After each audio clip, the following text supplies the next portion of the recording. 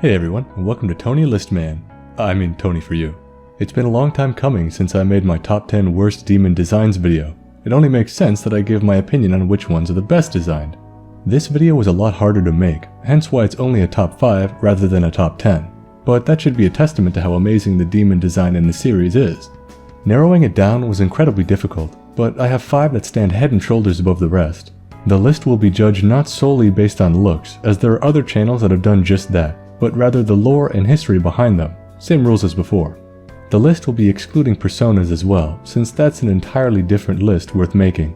There may be some designs here that are not too impressive visually at first, but the justification will hopefully win you over. Leave a like and subscribe, and without any further ado, let's start the countdown. Number 5. The Moire Sisters, Spinners of Fate. Starting off the list, and I'm already cheating, but I like to view these demons as a complete package. The Moire sisters are based off the Fates in Greek mythology. As such, even the gods feared them, as they held supreme power over their lives and could literally change the fabric of the world. These 3 sisters were the fatherless daughters of Nyx, goddess of night and darkness. This status put her above all other gods already. Nyx's children are all gods of concepts and universal constants, like Hypnos, god of dreams, Thanatos, god of death, and Moros, god of doom.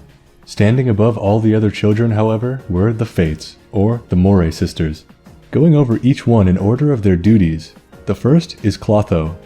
Clotho, called the Spinner. She carries a spindle and was responsible for deciding when a human was to be born. Lachesis, called the Apportioner, carries a measuring rod and determines the length of a mortal's life. She also uses a globe to chart people's fates. Atropos, called the Inflexible, wields a pair of scissors and decides when and how a person's life would come to an end. The Fates seldom communicated with any other and spun the fabric of life without interference. There are oracles whose jobs were to interpret fate, but the Moire sisters purposely keep them unable or unwilling to explicitly state the future. When they do, you get stories like Oedipus Rex. In the story of Oedipus Rex, Laius is told of his fate to die at his own son's hands. Fearing fate, he sends the baby away, but it's rescued by a wandering shepherd. Upon growing up, Oedipus consults an oracle, and she tells him he will kill his father and marry his mother. Fearing this, he runs away and winds up back in Thebes, the city his true father and mother reside. On the road to the city, he meets his father, and they get into the equivalent of an ancient Greek traffic dispute, which results in Oedipus accidentally killing him. When he arrives in Thebes, he saves the city from a sphinx, which happened to be there, and answers its riddle correctly. The reward was becoming king and marrying the old queen. Thus his destiny was fulfilled. Mortals aren't meant to know their fate. There is no escape. The designs of each of the Moire sisters is amazing, with Clotho being white representing the purity of children and early life. Lachesis is red, representing the excitement and passion of living. Atropos is pitch black, representing the grimness of death and her propensity to be feared. She even covers her face with that cylindrical cloth to only focus on the task of cutting the fabric of life. Number 4. Mother Harlot, or the Whore of Babylon. Come, and I will show you the punishment of the great harlot, who sits on many waters, with whom the kings of the earth committed fornication, and the inhabitants of earth were made drunk with the wine of her fornication. This demon makes appearances throughout the Bible, but most obviously seen in the Apocalypse of John, or the Book of Revelation. In this context, Mother Harlot is the feminine personification of the great city of Babylon. From the living children of Adam and Eve were Cain and Seth. From the line of Seth came the chosen tribe of Israel, and from the line of Cain came the evil kingdom of Babylon. Throughout the Bible, they are portrayed as blasphemous and hedonistic slavers, caring for nothing but their own self-interest and ever expanding the influence of their god kings. Time and time again, the Israelites were enslaved or nearly destroyed by them, and time again, Babylon would be brought low. In the Book of Revelation, the harlot is a beautiful woman clothed in red and purple silk, riding atop a beast with 7 heads and 10 horns. The woman herself is Babylon, representing the allure of turning away from God and your beliefs for the promise of splendor. The beast represents many things, with the 10 horns being the 10 kings who have no kingdom despite becoming one with the harlot, and the heads being the kingdoms themselves. They're directly attached to the beast, but their will is drained, and they only live to serve their rider, the Scarlet Woman, Babylon. Shin Megami Tensei portrays her perfectly, with her clothing matching the description to a T, and even her chalice filled with abominations to make the inhabitants of the earth drunk. The beast is true to the text. Their soulless eyes represent the sapping of their will as they were absorbed mind, body, and soul to the rider's wishes. This demon is a great example of how an artist can take almost no creative liberties and have it still turn out as one of the best demons in the series. Perfectly represented and one of my personal favorites. Number 3. Mastema, the perfectly trustworthy man. Mastema is believed to be a member of the race of fallen angels called the Watchers. According to the non-canonical biblical book series titled Enoch, these are a series spanning 3 books talking about the fall of the Watchers, the flood, and the ascension of a mortal to angelhood. The tale of Mastema's origins can be found in Enoch 1. The Watchers descended from heaven to breed with mortal women and create a race known as the Nephilim, or giants. Not all of the Watchers fell from the kingdom of heaven, however. One such angel that remained at God's side was Mastema. The children of the Watchers, the Nephilim, were described as horrific brutes causing death and destruction wherever they went. Laying waste to all in their path, their parents, the Watchers, were not much better as they taught humans the arts of magic and war to better kill each other. Eventually, the collective wills of the people came together as a cry for help to God, and God answered. The 4 archangels, Michael, Gabriel, Uriel, and Raphael, were dispatched to bring the Watchers low and sending Gabriel to kill all of their offspring. Go, Gabriel, to the bastards, to the half-breeds, to the sons of miscegenation, and destroy the sons of the Watchers from among the sons of men. After all the Nephilim were destroyed, the Watchers were to be cast into the pits of Tartarus, but before they were punished, Mastema spoke up. He beseeched God, asking to retain control over 1/10 of the demons in order to exercise his authority. Mastema's reasoning is that humans fell to temptation too quickly, and the destruction was immense. Mastema himself would test the will of humans to root out the weak and prevent another catastrophe of this magnitude from happening again.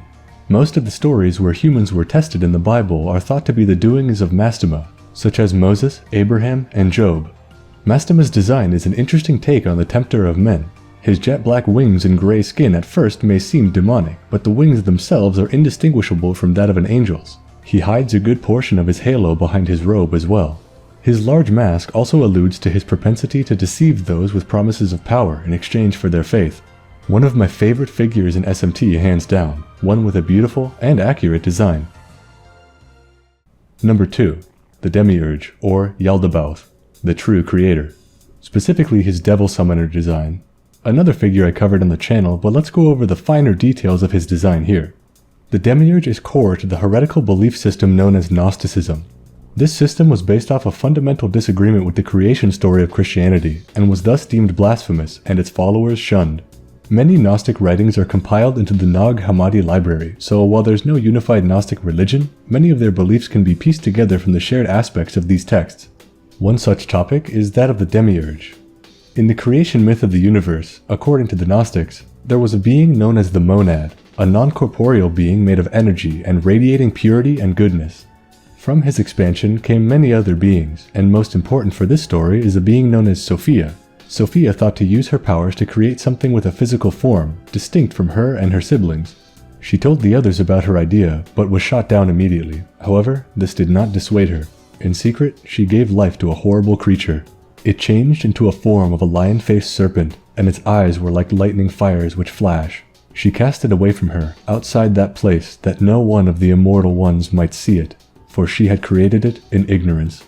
The Demiurge was created, and from him, the physical world was made. In Gnosticism, instead of the creator god being an all-knowing merciful being, it is a tyrannical overlord who aims to keep all he creates worshipping him for all eternity. Therefore, the goal in Gnosticism is to shun the disgusting physical world and transcend to the plane where the monad, the true god, resides. I love the Demiurge's design for almost the exact opposite reasons I love Mother Harlot's. He doesn't look like how he's described in the Apocryphon of John at all. There is no lion face, no serpent body, unless you count the serpent coiling around his human body, and no lightning fires which flash. What we do get, however, is something amazing. Demiurge has 10 wings with 9 colors representing each planet in the solar system from his creation. His eyes shine 4 colors representing the 4 elements of earth, wind, fire, and water. His rudimentary form resembling that of an angel must have been the framework he used to create humans, and he speaks in a commanding voice saying, "Worship me, the creator of all, unparalleled by any." It's demons like these that show that Kaneko and all of the art team have true talent and deserve our utmost respect. Number 1. Lucifer, the Prince of Darkness. Specifically his SMT2 Angel design. An addition on my top 10 worst demon designs gets the top spot on my top 5 best. It just goes to show how much a good depiction of a character can impact you. I bet most of you are familiar with Lucifer, but I want to go over why the design is so good. Before Lucifer was the Prince of Darkness, he was a being residing in the 7th layer of heaven, God's throne.